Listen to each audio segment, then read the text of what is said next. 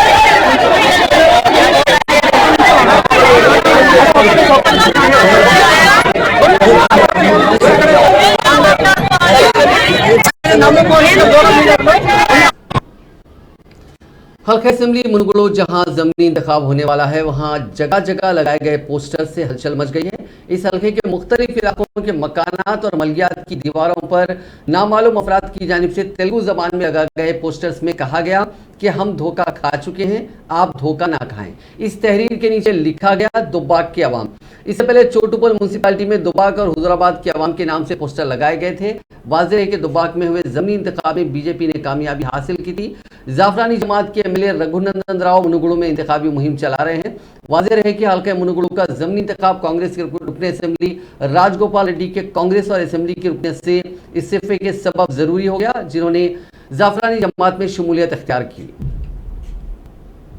हल्का असेंबली मुनुगुड़ू के ज़मीनी इंतखाब से कबल तेलंगाना राष्ट्र समिति को उस वक्त एक धक्का लगा जब साबिक रुकने पार्लियामेंट बी नरसैया गौड़ हफ्ते को पार्टी से मुस्तफी हो गए। वो इस हल्के से पार्टी टिकट के ख्वाहिशमंद थे, लेकिन टीआरएस ने के प्रभाकर रेड्डी को उम्मीदवार बनाया। नरसैया गौड़ ने चीफ मिनिस्टर व टीआरएस के सदर चंद्रशेखर राव को अपना मकतूब इस्तीफा रवाना कर दिया और कहा कि वो पार्टी की इब्तदाई रुकनियत से भी मुस्तफी हो रहे हैं। हल्के लोकसभा भुनगी से नरसैया गौड़ ने 2014 के इंतखाबात में टीआरएस के टिकट पर कामयाबी हासिल की थी, ताहम 2019 में उन्हें कांग्रेस उम्मीदवार कोमटिरेड्डी वेंकट रेड्डी के हाथों शिकस्त हुई। नरसैया गौड़ इम्कान है भारतीय जनता पार्टी में शामिल हो जाएंगे। अपने चंद हामियों के साथ वो जुमे को नई दिल्ली रवाना हो गए। जाफरानी जमात में उनकी शमूलियत के ताल्लुक से सियासी हलकों में ख्यास आराइयां की जा रही हैं। साबिक रुकने पार्लियामेंट ने समझा जाता है कि बीजेपी के रियासती सदर बंडी संजय कुमार और तेलंगाना में पार्टी के इंचार्ज तरुण चुग से भी मुलाकात की है। मालूम हुआ है कि वो बीजेपी के कौमी सदर जेपी नड्डा से मुलाकात करते हुए उनसे पार्टी में शमूलियत की अपनी ख्वाहिश का इजहार करेंगे।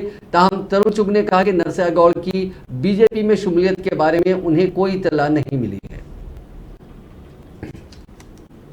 भुवनगिर के टीआरएस रुकने असेंबली पी शेखर रेड्डी ने हफ्ते को वजाहत कर दी है कि उन अफवाहों में कोई सदाकत नहीं कि वो हुक्मरान पार्टी छोड़ रहे हैं। जिले नलगुंडा के मरीगुड़ा में मीडिया के नुमाइंदों से बात करते हुए उन्होंने कहा कि चंद अफराद ने सोशल मीडिया पर यह इतला फैला दी कि वो टीआरएस से मुस्तफी होकर बीजेपी में शमूलियत अख्तियार करने वाले हैं। उन्होंने कहा कि इस किस्म के अफराद ओछी सियासत पर उतर आए हैं और उनका राज सामना करेंगे, ये कहते हुए कि टीआरएस छोड़ने की कोई वजह नहीं है। उन्होंने मजीद कहा कि मुस्तकबिल में भी इस किस्म की सूरत हाल पेश नहीं आएगी।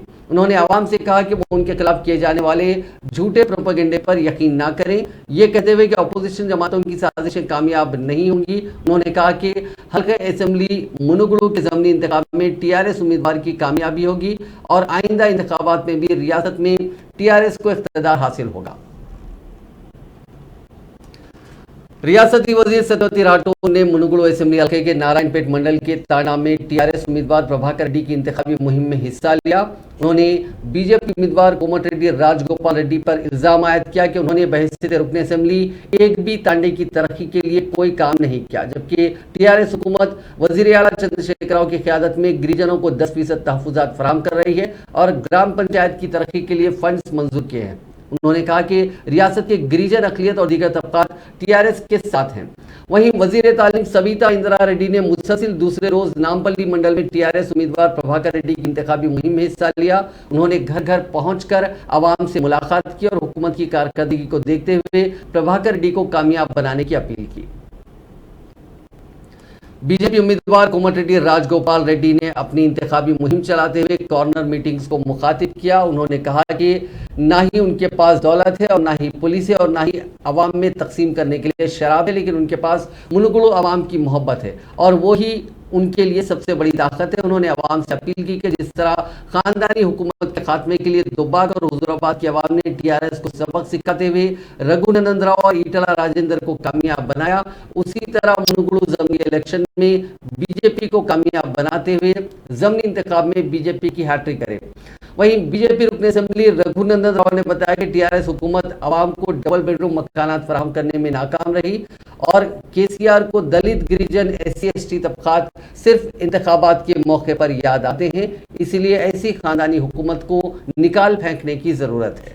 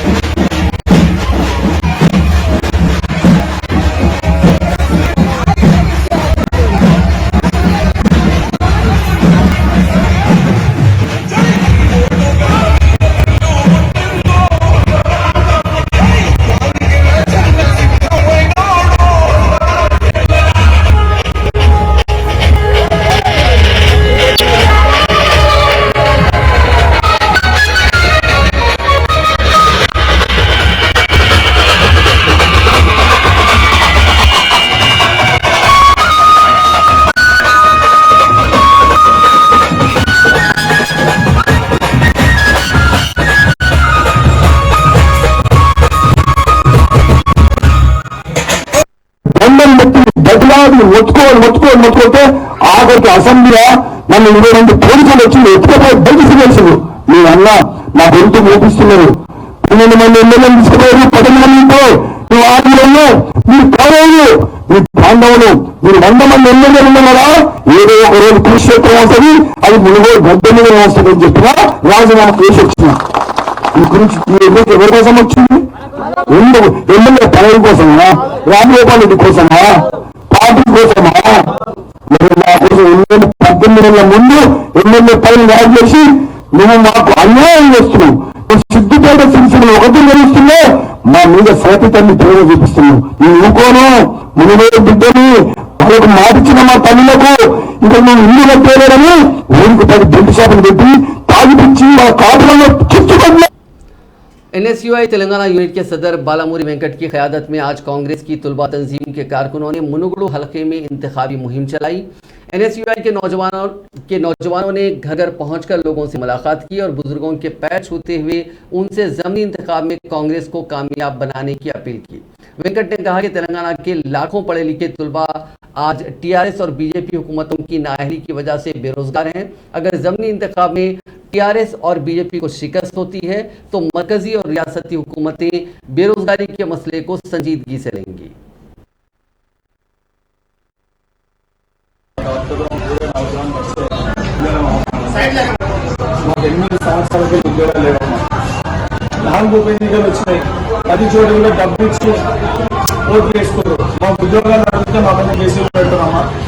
మార్పు కోసం కేంద్ర ప్రభుత్వానికి రాష్ట్ర ప్రభుత్వానికి ఇద్దరికి బుద్ధి చెప్పాలని ఈ ఒక్క చోట కాంగ్రెస్ గెలిపిస్తే మా ఉద్యోగాలు మాకు వస్తాయమ్మా, మా బతుకులు మారుతాయి. ఒక్కసారి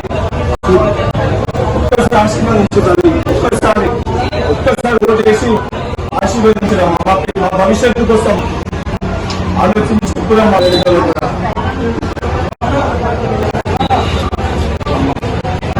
మేమంతా కూడా పిల్లల నిమిషం మేమంతా కూడా యువకులము ఈ ప్రజాస్వామ్యాన్ని కాపాడాలి అని చెప్పి పెద్దలందరూ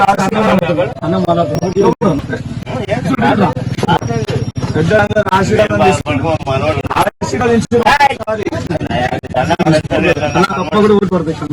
మర్చిపోకూరి బాబు బాబు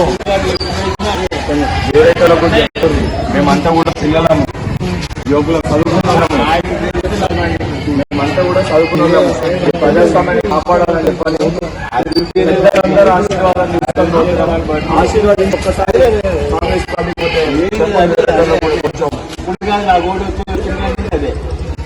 మర్చిపోకూడదు యువకులు మాకు ఉద్యోగాలు ఇస్తలేరు ఎన్నికల సమయంలో డబ్బులు ఓట్లు పంచిపెట్టారు తప్ప మాకు ఉద్యోగాలు 352 మంది పిల్లలు ఆత్మహత్య చేసుకున్నాం ఉద్యోగాలు లేక మా భవిష్యత్తు మారాలి మా బతుకులు మారాలి నా పిల్లలందరి కోసం మేము ఒక 600 మంది హైదరాబాద్ कांग्रेस के रुकने पार्लियामेंट और तेलंगाना प्रदेश कांग्रेस कमेटी के साबिक सदर कैप्टन एन उत्तम कुमार रेड्डी ने हफ्ते को टीआरएस हुकूमत पर इल्जाम आयद किया कि वो फॉरेस्ट राइट्स एक्ट 2006 पर अमलावरी नहीं कर रही है।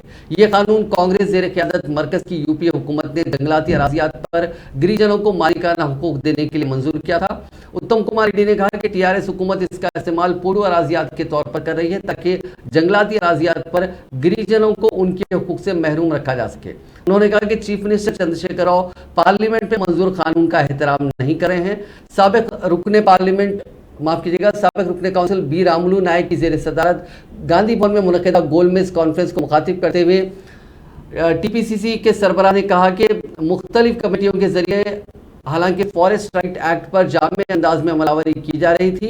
2004 से 2014 के दौरान कांग्रेस के इक़्तिदार के वक्त 1968 फॉरेस्ट राइट्स कमेटियां, 9 जिला सतह की कमेटियां, 33 ज़ैली डिविजनल कमेटियां और एक रियासती सतह की निगरान कमेटी कारगर थी। उन्होंने बताया कि जंगलाती इलाके पर मुकम्मल 8,18,090 एकड़ पर हुकूक का दावा करते हुए तकरीबन 2,15,742 दरखास्तें मौसूल हुई थी, लेकिन मौजूदा टीआरएस हुकूमत ने उन दरखास्तों की यकसुई नहीं की और गुज़िश्ता 8 साल के दौरान गिरिजनों को 1 एकड़ भी जंगलाती अराजी नहीं दी गई। इसके बजाय 1950 गिरिजनों से 18,655 एकड़ अराजी वापस ले ली गई। उन्होंने मजीद इल्जाम आयद किया कि टीआरएस हुकूमत ने 2022 में जिले सतह की राब्ता कमेटियां तश्कील देने के लिए जीओ भी जारी किया, लेकिन कानून में इस किस्म की कमेटियों की कोई जगह नहीं है, जिसके बाद कांग्रेस हाईकोर्ट से रुजू हुई और इस जीओ पर हुक्म इल्तवा भी हासिल किया। उन्होंने कहा कि इस मामले को लेकर कांग्रेस पार्टी अपने एहतजाज में शिद्दत लाएगी।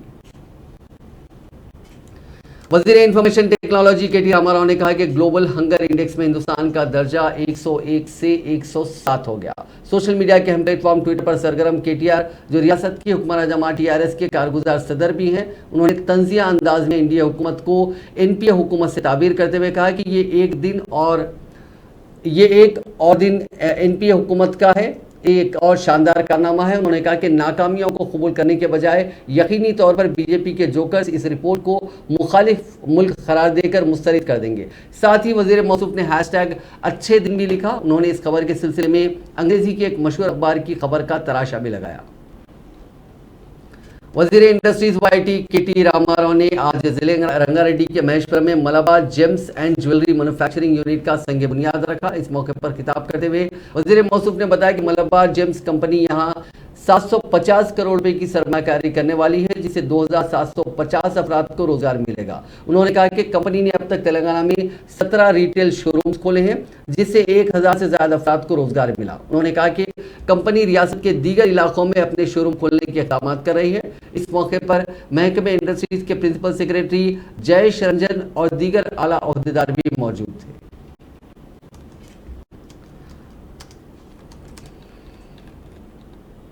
वज़ीर पंचायत राज एरवली दयाकर राव ने कहा कि हुकूमत वरंगल को सेहत का मरकज बनाने के लिए इक़दाम कर रही है और उसी के हिस्से के तौर पर वरंगल में 24 मंजिला मल्टी स्पेशलिटी अस्पताल की तामीर का काम शुरू किया गया। वज़ीर मौसूफ ने जिले वरंगल के काकतिया मेडिकल कॉलेज ऑडिटोरियम में Kakatiya medical college medicine department के ज़ेर एहतमाम तेलंगाना फिजिशियंस एसोसिएशन के ज़ेर एहतमाम दूसरी साउथ इंडिया कॉन्फ्रेंस में बहसीत मेहमान खुसूसी खिताब किया। उन्होंने शम्मा रोशन करके 3 रोज़ा कॉन्फ्रेंस का आगाज किया। इस मौके पर उन्होंने निशानदही करते हुए वाज़ेह किया कि जुनूबी हिंद की सतह पर इस कॉन्फ्रेंस का इनेकाद खुशी की बात है। कोरोना वबा के दौरान डॉक्टर्स ने फ्रंट वॉरियर्स के तौर पर खिदमत अंजाम दी थी।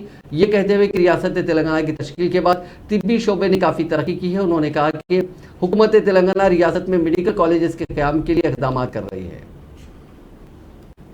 वाईएसआर तेलंगाना पार्टी के बानी और सदर वाई शर्मिला ने इल्जाम लगाया कि कालेश्वरम प्रोजेक्ट में 70,000 करोड़ की बदनवानी हुई है। अवामी मसाइल से वाकिफत हासिल करने के लिए शर्मिला की प्रजा प्रस्थानम यात्रा जिले कामारेड्डी के बांसवाड़ा हल्के में जारी है। उन्होंने इस मौके पर रियासती हुकूमत को शदीद तनकीद का निशाना बनाया। शर्मिला ने इस यात्रा के जरिए किसानों और अवामी मसाइल उठाने के साथ साथ हुकूमत की नाकामी को अवाम के दरमियान ले जाने का फैसला किया है। यात्रा के दौरान उन्होंने रियासत के बेशतर तबका से ताल्लुक रखने वाले अफराद से मुलाकात करते हुए उनके मसाइल से वाकिफियत हासिल की।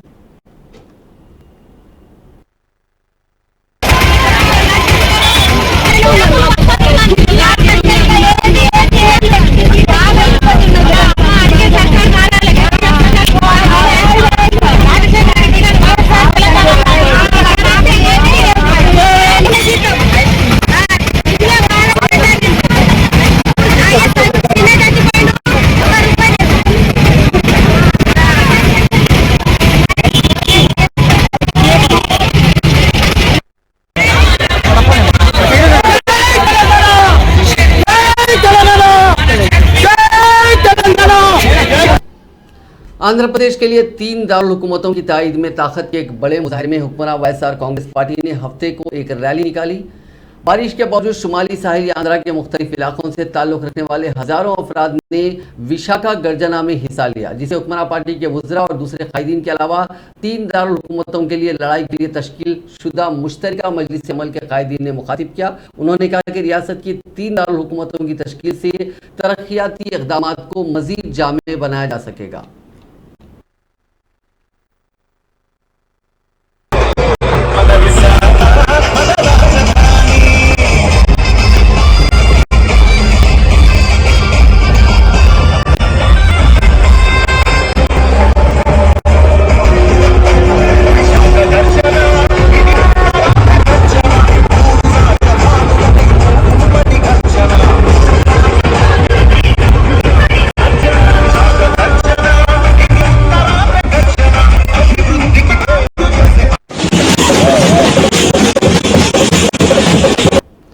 साउथ सेंट्रल रेलवे के जनरल मैनेजर अरुण कुमार जैन ने हफ्ते को साउथ लालागुड़ा की रेलवे कॉलोनी में चिल्ड्रंस पार्क का इफ्तिताह अंजाम दिया। हैदराबाद डिवीजन के रेलवे मैनेजर शरद चंद्रन और दूसरे सीनियर ओहदेदार भी उनके साथ थे। नॉर्थ लालागुड़ा की शांतिनगर रेलवे कॉलोनी में शजरकारी की गई। अरुण कुमार जैन ने कॉलोनी में रहने वाले अफराद से बातचीत भी की और रेलवे क्वार्टर्स में उन्हें फराहम की जाने वाली सहूलतों के बारे में मालूमात हासिल की। इस मौके पर general manager south central railway ने कॉलोनी में रहने वाले अफराद पर जोर दिया कि वो सरसब्जी के इलाके में इजाफा और माहौलियाती तहफ़्फ़ुज़ के लिए शजरकारी करें। ओहदेदारों के मुआदना रवैये के खिलाफ तेलंगाना के करीमनगर डिपो में आरटीसी की किराए पर हासिल करदा बसों के ड्राइवर्स ने अचानक हड़ताल शुरू कर दी। करीमनगर डिवीजन की तकरीबन 70 किराए पर हासिल करदा बसों की 140 ड्राइवर्स ने आज सुबह से अचानक इस हड़ताल का आगाज किया। उन्होंने इल्जाम लगाया कि ओहदेदार छोटे मसाइल को बड़ा बनाते हुए उनको हरासा कर रहे हैं। उन्होंने कहा कि छोटी वजूहात को बुनियाद बनाकर किराए पर हासिल करदा बसों के ड्राइवर्स को खिदमत से हटाया जा रहा है और दफातर के चक्कर लगाने पर उनको मजबूर किया जा रहा है। हुक्काम से वाज़ेह तयक़ुन दहानी तक हड़ताल खत्म न करने का ऐलान करते हुए उन्होंने कहा कि उनके मसाइल फौरी तौर पर हल किए जाएं। हवा के कम दबाव के ज़ेर असर शहर हैदराबाद के कई इलाकों में बारिश हुई। बंजारा हिल्स, मियाँपुर, चंदानगर, खैरताबाद, सोमाजीगुड़ा, मुशीराबाद, चिकड़पल्ली, भोलकपुर, कवाड़ीगुड़ा, जवाहर नगर, दोमलगुड़ा, कुकटपल्ली, निज़ामपेट और प्रगति नगर में बारिश हुई। महकमे मौसमियात के मुताबिक रियासत में इस माह की 17 तारीख तक हल्की से औसत बारिश का इम्कान है। इसी दौरान निज़ामाबाद शहर में शदीद बारिश हुई। आधे घंटे तक शदीद बारिश के नतीजे में नशीबी इलाकों में पानी दाखिल हो गया।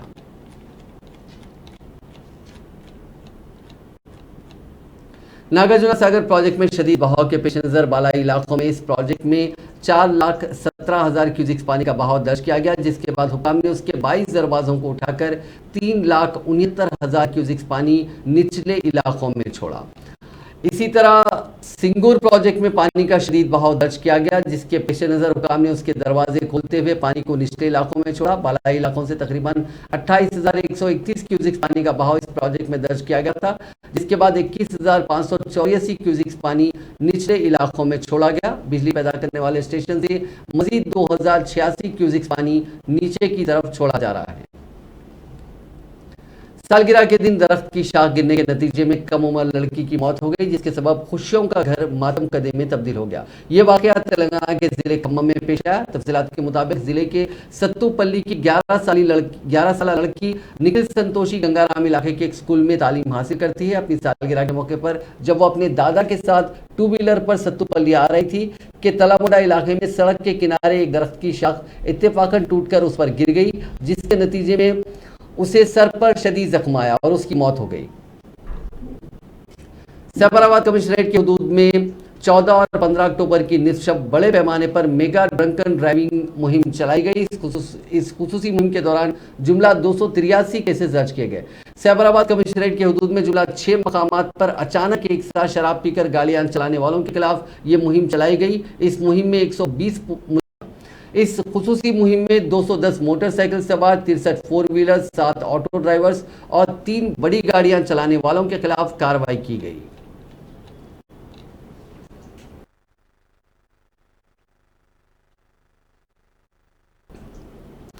हैदराबाद में रेती बौली के पास एक शराब की दुकान के पास एक शराबी ने हालत नशा में खूब हंगामा मचाया। हद तो तब हो गई जब वो एक बड़ा पत्थर लेकर लोगों पर हमला करने की कोशिश करने लगा। वहां मौजूद लोगों ने किसी तरह उस पर काबू पाया और उसकी जमकर पिटाई कर दी। आसिफ नगर पुलिस ने इस सिलसिले में एक मामला दर्ज कर लिया है।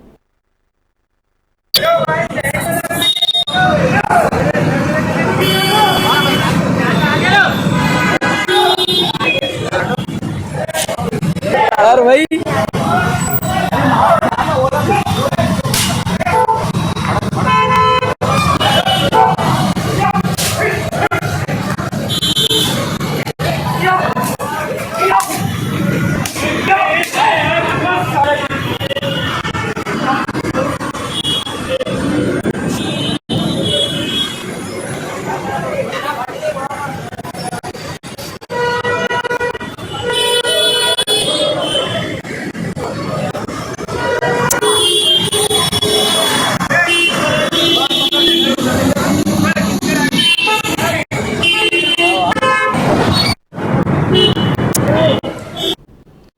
आंध्र प्रदेश के श्री सत्या साई जिले का एक वीडियो सोशल मीडिया पर वायरल हो रहा है। इसमें धर्मावरम चिन्नूरी के पास एक कर्व है जहां पे पानी का बहाव शदीद है। वहां से एक शख्स क्रॉस करने की कोशिश करते हुए उसमें बह गया। हालांकि ये पता नहीं चल सका कि जो शख्स बहा है उसे आगे रेस्क्यू कर लिया गया है। हालांकि उस बहाव के साथ साथ वो शख्स उसमें बाज़ाब्ता तैरते हुए नजर आया है।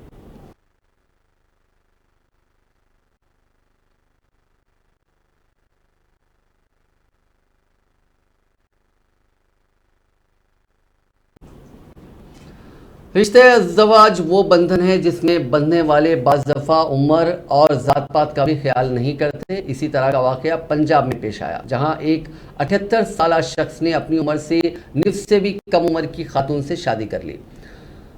कामुन की शहर से ताल्लुक़ रखने वाले नियाज की उम्र इस वक्त 78 बरस है। वो तनहा रहते थे, जिसकी वजह से घर के तमाम काम हत्ता कि अपने लिए खाना भी उन्हें ही बनाना पड़ता था। खराबी सेहत की सूरत में उन्हें काफ़ी मुश्किलात का सामना करना पड़ता था। एक दफ़ा वो काफ़ी बीमार हो गए थे तो उनके पड़ोस में रहने वाली 32 साला खातून कुलसुम उनकी खैरियत दरियाफ्त करने उनके घर गई। उन्होंने देखा कि नियाज साहब काफ़ी बीमार हैं और उनकी तीमारदारी व देखभाल करने वाला कोई नहीं है। कुलसुम ने उनकी खिदमत की, जिसके बाद नियाज साहब ने कुलसुम से शादी करने का फैसला किया और वो दोनों शादी के बंधन में बंध गए। हालांकि इस जोड़े की उम्र में काफ़ी फ़र्क है, लेकिन वो दोनों एक दूसरे को समझते हैं और उनकी ज़िंदगी काफ़ी खुशगवार तौर पर गुजर रही है। नाज़रीन, इस न्यूज़ बुलेटिन में बस इतना ही। आप देखते रहिए INN चैनल।